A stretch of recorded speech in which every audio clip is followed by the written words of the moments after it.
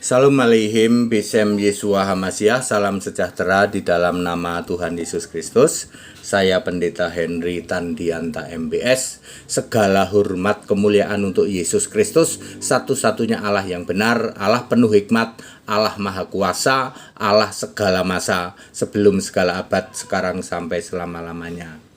Begini pertanyaannya, apa bedanya nubuat, wahyu, ilham, dan penglihatan?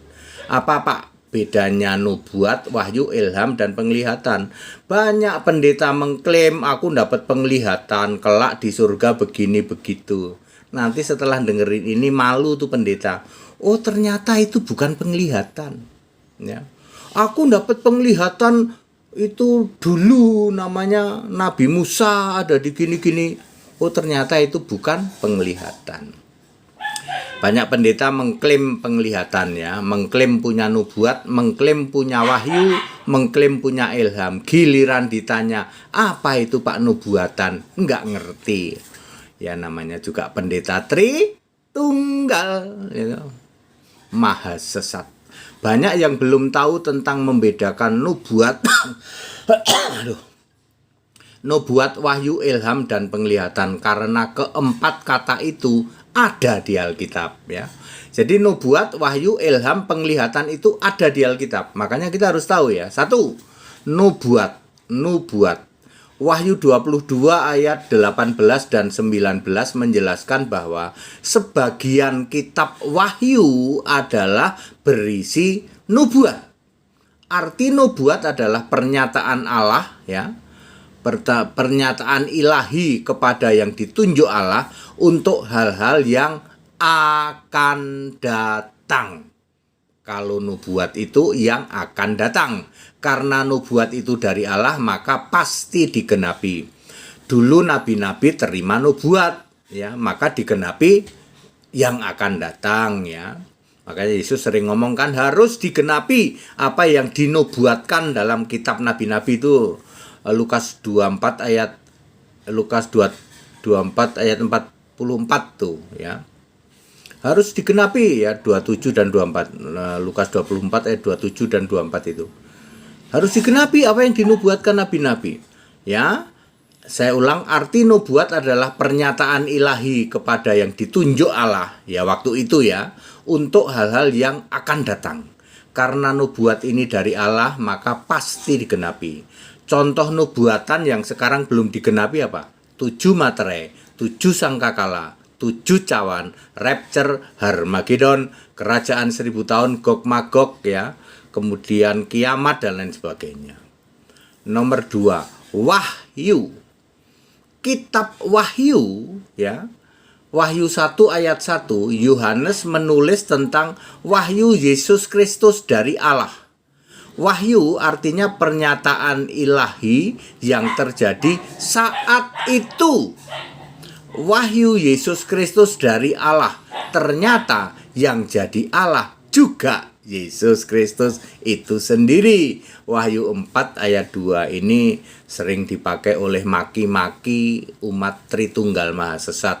Wahyu 1 ayat 1 itu wahyu dari Yesus Kristus dari Allah Pak. Jadi ada Yesus Kristus, ada Allah. Lah iya, wong yang jadi Allah juga Yesus Kristus kok. Baca saja Wahyu 4 ayat 2, ayat 8, ayat 11. Jadi kitab Wahyu sebagian memuat pewahyuan terjadi saat itu juga, ya. Dan nubuatan terjadi kelak. Jadi kitab Wahyu itu ada pewahyuan, ada nubuatan, ada penglihatan juga sebenarnya. Nomor 3, ilham. 2 Timotius 3 ayat 16 adalah menulis tentang kitab suci ya, segala tulisan yang diilhamkan Allah. Ilham Allah itu adalah pernyataan Allah tentang masa lampau. Ya. Contoh Musa bisa menulis kitab Kejadian tentang Adam dan Eva, padahal Musa hidup sekitar 4.500 tahun setelah Adam. Musa bisa menulis itu, bisa menulis kitab Kejadian karena mendapat ilham Allah. Nomor 4, penglihatan. Nah ini yang jarang orang pahami ya. Petrus, Yohanes, Yakobus melihat Yesus berubah rupa dalam tubuh kemuliaan. Matius 17 ayat 1 sampai 5. Lalu Yesus berpesan ya toh, jangan ceritakan penglihatan itu sampai kelak Yesus bangkit, ini di ayat di bawahnya. Jadi penglihatan adalah dikuasai roh dan melihat apa yang dilihat saat itu. Jadi mustahil dapat penglihatan untuk masa depan. Itu bukan penglihatan tapi nubuat. Ya. Mustahil dapat penglihatan untuk masa lampau. Itu namanya ilham, bukan penglihatan. Apa bedanya penglihatan dengan wahyu? Wahyu itu disampaikan dari Allah, lalu manusia tahu pewahyuan itu biasanya lebih banyak lewat pendengaran. Penglihatan ya dialami sendiri oleh manusia, kebanyakan memang lewat indera mata. Orang bisa saja mendapat semuanya, dapat ilham, dapat wahyu, dapat nubuat, dapat penglihatan. Contohnya Yohanes di Pulau Patmos itu dapat semuanya itu. Juga Paulus di dalam semua pelayanannya. Salam Pendeta HTD. Nah sekarang clear ya Bapak Ibu Saudara ya. Kalau orang ngakunya dapat penglihatan, aku dapat penglihatan tahun 2000 sekian. Itu bukan penglihatan, itu nubuat. Kalau penglihatan itu ya yang terjadi sekarang, ya toh? Yang terjadi sekarang itu namanya penglihatan ya. Itu pun dikuasai roh, lalu apa yang dia lihat. Pewahyuan itu sama dengan penglihatan saat itu juga, tapi lebih banyak lewat pendengaran. Makanya Yohanes di Pulau Patmos itu mengalami penglihatan iya, mengalami wahyu iya, mengalami nubuat iya. Tapi dia tidak mengalami ilham memang. Karena ilham itu untuk masa lampau. Contoh yang mengalami ilham itu ya Musa menulis kitab Kejadian, Musa bisa menulis Ibrahim dan lain sebagainya. Itu dapat ilham. Jadi kalau ada pendeta yang mengatakan aku dapat penglihatan masa lampau katanya, Indonesia itu begini begitu, aku dapat penglihatan untuk masa lampau. Hai ya, kalau masa lampau itu ilham. Aku dapat penglihatan untuk tahun 2050 Indonesia akan begini begitu. Hai ya, kalau untuk yang akan datang itu nubuat. Penglihatan itu ya untuk sekarang, sama dengan wahyu. Cuman wahyu itu lebih banyak lewat pendengaran, penglihatan itu lewat mata. Clear? Untuk masa lampau disebut ilham, untuk masa akan datang disebut nubuat. Kalau untuk masa sekarang itu, kalau lewat pendengaran disebut pewahyuan, kalau lewat penglihatan disebut, lewat mata disebut penglihatan. Clear? Jadi apa bedanya ilham, wahyu, apa tadi, nubuat dan penglihatan? Clear ya? Yang begini hanya ada di sini. Makanya ikut sekolah Alkitab biar pinter. Sekarang bayangin pendetamu itu yang suka bilang, aku dapat penglihatan ya untuk masa lampau dan masa yang akan datang. Malu kan? Pasti malu sekarang. Yang tukang ngomong penglihatan itu kan dekil tengil, itu yang pendetanya kecil itu dekil tengil, DT mantan dukun, dekil tengil.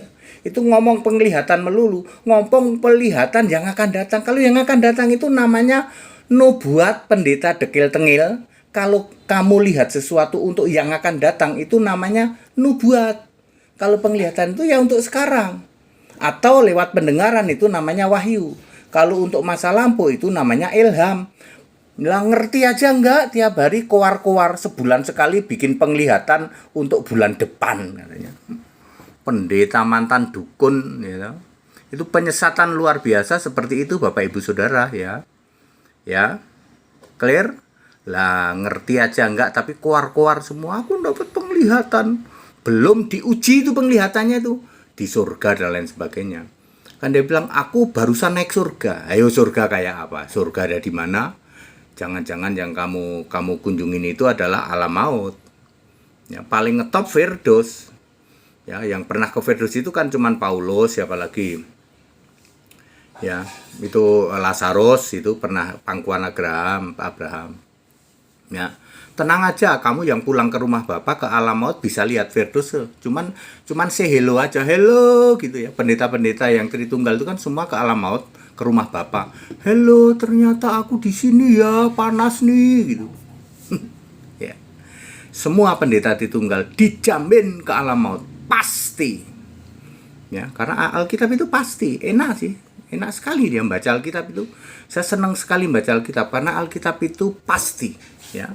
Tidak ada yang ragu-ragu, mudah-mudahan nggak ada itu kayak gitu tuh. Pasti, sesuatu yang pasti. Kalau Anda menganggap belum pasti, berarti Anda belum paham Alkitab. Ya. Padat, singkat, dan clear. Ikut sekolah Alkitab biar pinter, ikut dibaptis biar namamu tertulis dalam kitab kehidupan, nanti masuk surga. Segala hormat, kemuliaan untuk Yesus Kristus, satu-satunya Allah yang benar, Allah penuh hikmat, Allah segala masa, sebelum segala abad, sekarang sampai selama-lamanya. Haleluya, amin.